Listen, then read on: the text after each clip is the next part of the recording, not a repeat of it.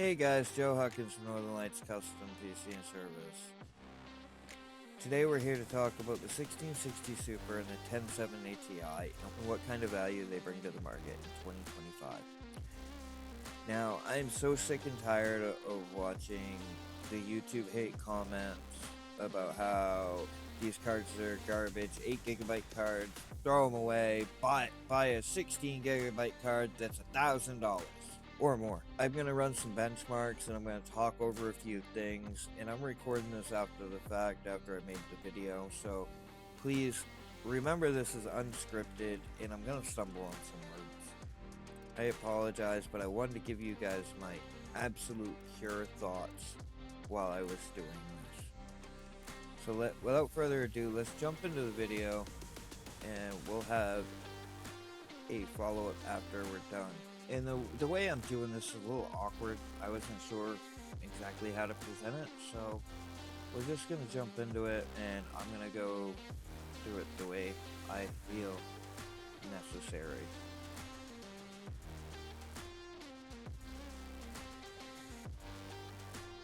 So here you can see all the settings. We're on Ultra. This is with this 1660 Ti on the left and the 1070... This is with the 1660 Super on the left and the 1070 Ti on the right.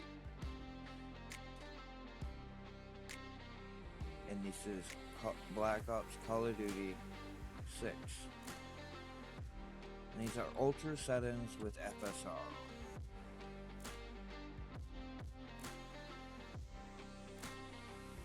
It's like the 1070 Ti is way ahead here. But as you can see, you're getting a playable experience.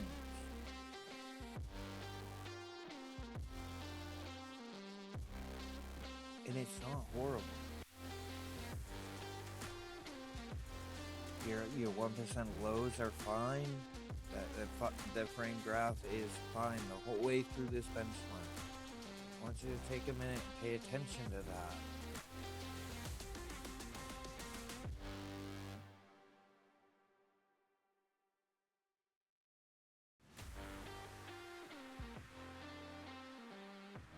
Line right here. That's your frame time pacing. Let's run this back just a little bit. Let you look at that.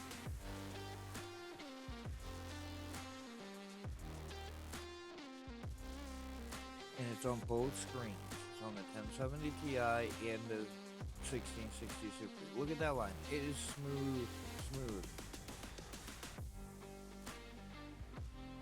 And we did these tests with an 11400.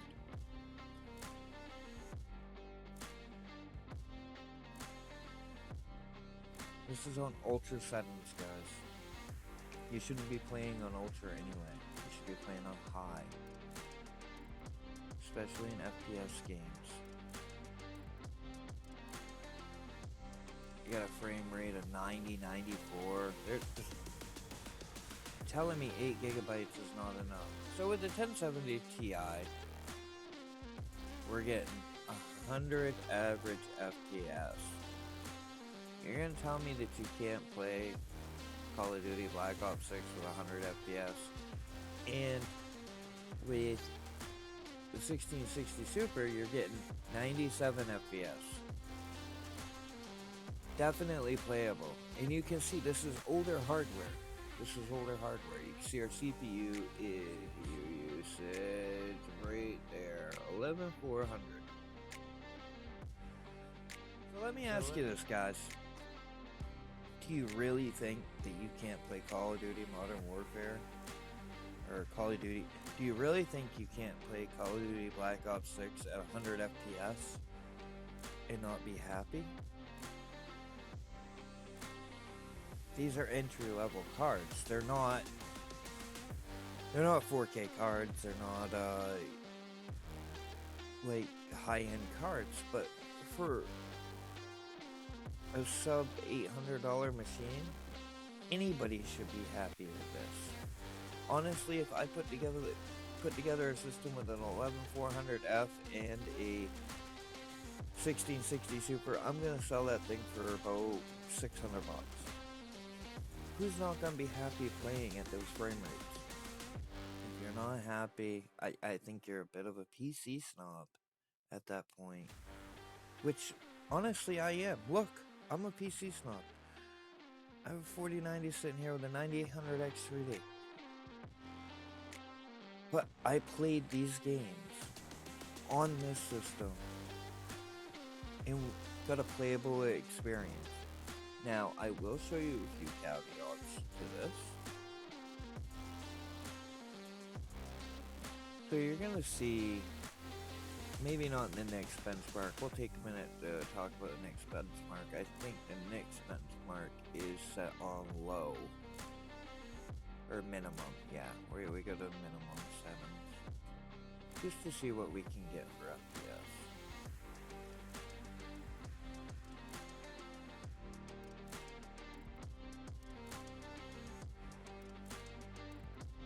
Which is the way you should be playing games if you're looking for FPS. Now, as you can see here, I believe that you will see that the CPU is actually the bottleneck, because you can see the FPS numbers line up exactly, but we're not using 100% of our CPU. I'm just kind of, that's where I'm leaning towards on this test. And you gotta remember, this is a 1080p system. But for most kids and entry-level people, that's all they need. They don't need these high-end systems because they don't even know if they're gonna like PC. Would I be happy with this compared to a PS5 Pro? Yes. Because you can do so much more. Okay, so here you can see your averages. The 1660 Super whipped up on the 1070 Ti here, which was kind of amazing to me.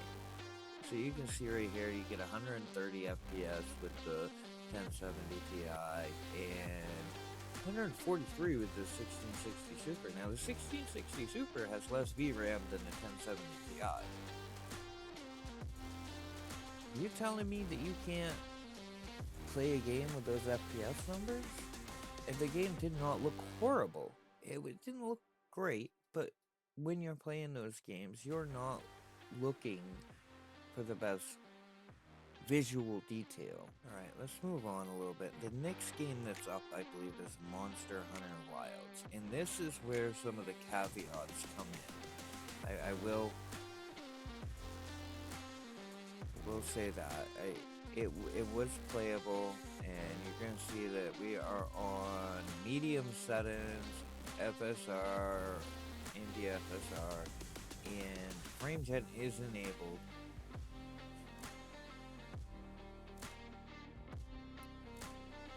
The only way we could do this and know that we were going to get accurate results was pick a preset. So there are some caveats here. You're gonna get, you can see on the left with the 1660 Super, you're getting a way higher average. And I believe that's the GDDR6. This was the title I was talking about, that the 1660 Super did way better. But now, as we go on, we're gonna look at the shadows here. And this is on the medium preset. You can drop it down too low and get a better result for sure. Like, you'll get more FPS. But is this a playable experience? Yes, I actually played the game at these FPS numbers, okay?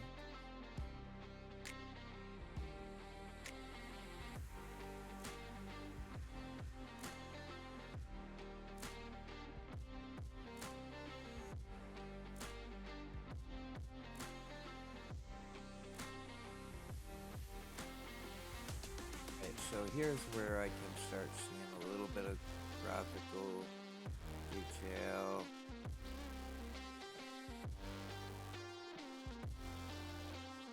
if you watch the shadows is where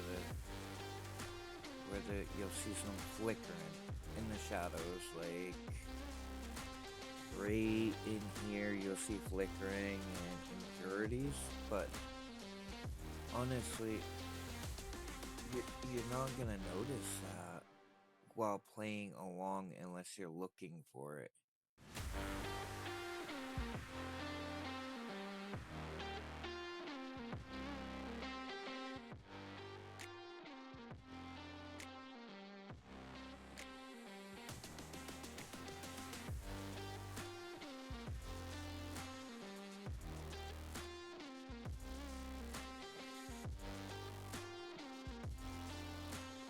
And keep an eye on your 1% lows here too. And you will see that sometimes there is spikes in the 1% lows. Again, these are older cards. This is a brand new AAA multiplayer game. Open world. And we're talking at this point, you're running on 8-year-old graphics cards and I believe 8-year-old processors too. Do you get a usable experience? Yes, definitely. You're able to play these games.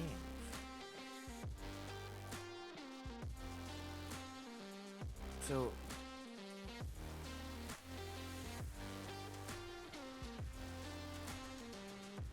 the world looks fine. And we're on the medium preset. There was just one little graphical glitch right there. Let me roll it.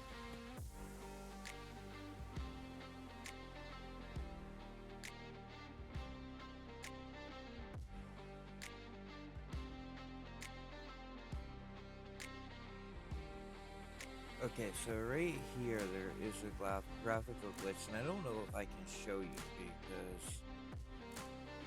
because of the timeline, but if you look at the bottom of the screen right there, you can see where it shades in and out there.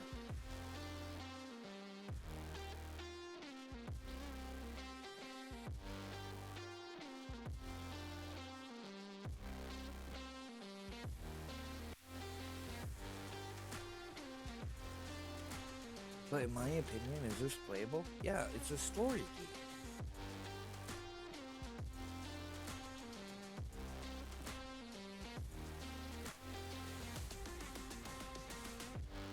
And this is a more graphically intense scene.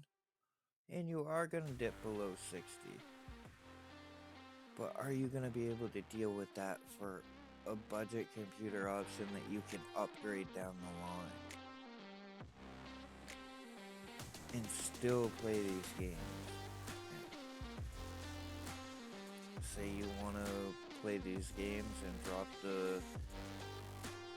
drop the graphics down to low, which some games do still look very good at low these days.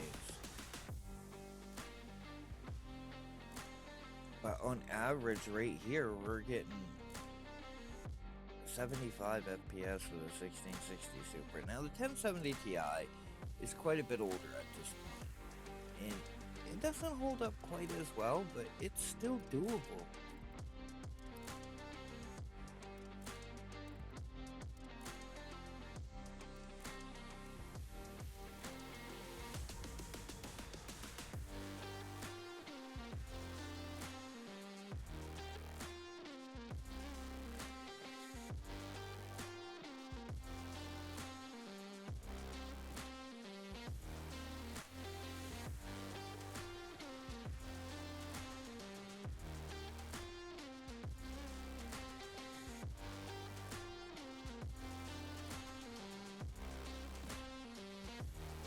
So right there, let's see if we can roll it back.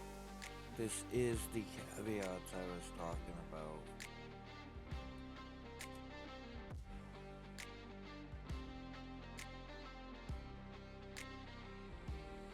And you're not gonna notice it if you're just playing the game. Right there. Right there. And if you're just playing along in the game, you might see that. But do I think this is a playable and a usable experience? Come on, guys, I got a 4090 and 9800 X3D beside me. And I played this, and yes, I could tell the difference.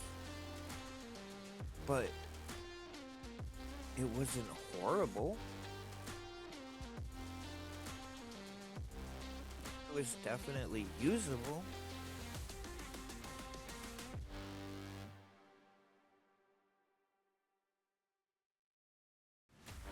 So here, in this scene here, you got a lot of NPCs, and this is where the CPU becomes the bottleneck here. And I should have used a little better of a CPU to do this, but I was trying to show that these older systems are still able to play games. Because there's a lot of NPCs in this scene, that's why you're seeing the dips in the frame rate. There's too many NPCs.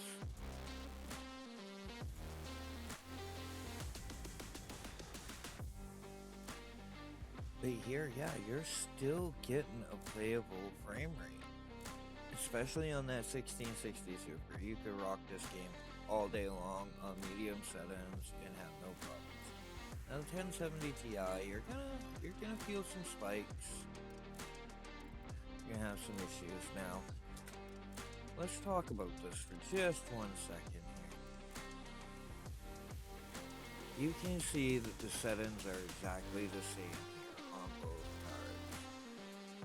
And yes, your average frame rate here on the 1070 Ti is not 60 FPS. But let's be real here. This is a brand new game. You could lock it at 30 and be fine. Or you could drop down to minimum settings and still play this game. These cards are meant for a budget build. So let's take a 4060. Let's say we got a 4060 on this system. You're gonna be able to utilize DLSS and frame-gen, and it's an 8GB card. You're gonna get an 80 FPS experience. I didn't have a 4060 on hand to test this, but the whole goal here was to show people that these older 6 and 8GB cards are still relevant and still usable. But YouTube is cracking on, all these creators are cracking, and I'm not going to name names because I don't think that's right. They're cracking on all these 8GB cards saying, oh, this should be a thing of the past. There is a place for these 8GB cards in the budget market. For the people that would like to over-spec certain parts of their rig and then upgrade down the line. There is most definitely a place for this.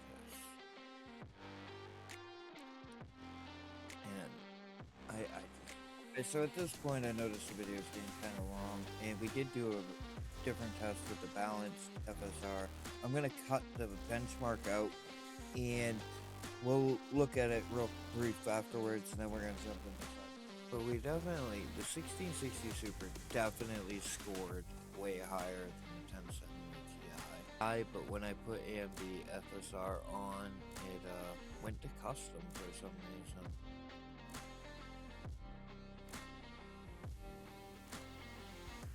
Just make sure. Yeah, okay. It did go. So I just want to make sure. So we're playing at high now.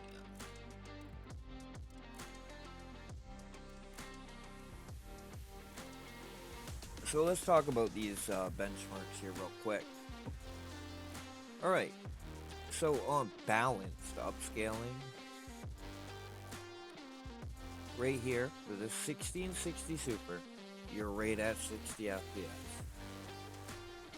Is that playable? Most definitely is playable. The 1070 Ti, I think you're going to have to drop your upscaling down to performance, but you're going to get a playable experience, right?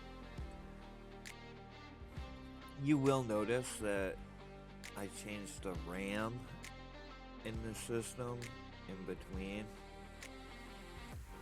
24 gigs, 16 gigs, but I never seen a situation where it made a difference. It was just because I was using green PCB RAM and one of the sticks died. It took a while to coordinate all this, and one of the sticks died in between. So anyway, let's go on to Cyberpunk. Alright, so here you can see, it looks like, yeah. It looks like here I did not put the settings up on split screen, but I can promise you that I went through and checked all the settings and they are the same.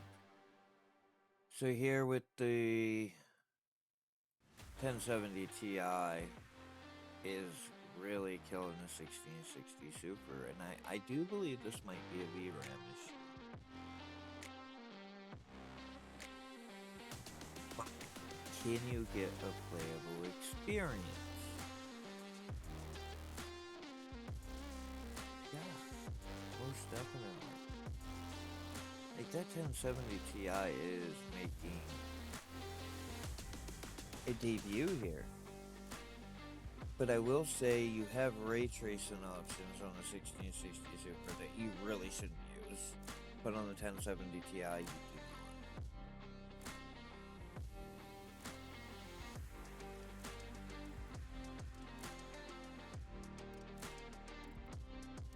And I think I only made one pass through this. I might have did two. So your frame time care grabs pretty stable.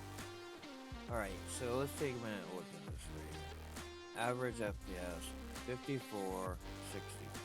You're getting 10 more FPS at the same settings on the 1070 Ti. Now, there was a couple different cases that the 1660 Super outperformed the 1070 Ti.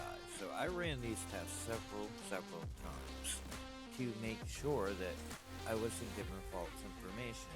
But you'll notice the frame time pacing is a little less on the 16, a little, not less, you'll notice it's a little more rough on the 1660 Super versus the 1070 Ti.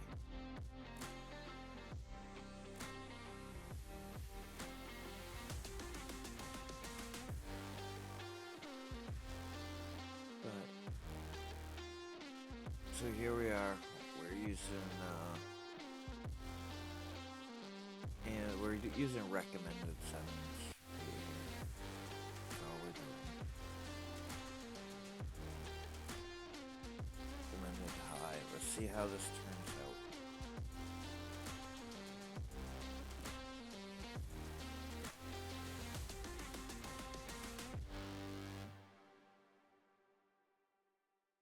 So now you can see the 1660 Super is keeping up with the 1070 Ti. I may have had frame generation enabled on the 1070 Ti in the last clip. But you can see you're playing on high here and you're getting a usable experience here.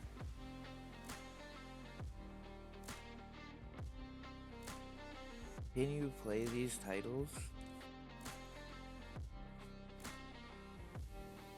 Yeah, most definitely. You're gonna get a usable experience. And as you can see, the frame time grabs don't start spiking a little bit here, but they're not huge spikes. They're still pretty smooth, like it's usable.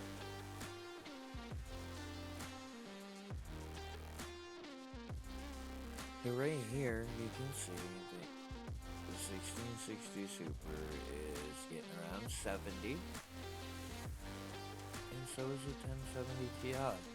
This is definitely usable, guys. 8GB, 6GB cards have a place in the market. I just don't understand. Alright, so. Alright, so in conclusion, guys, I believe these cards are perfectly relevant.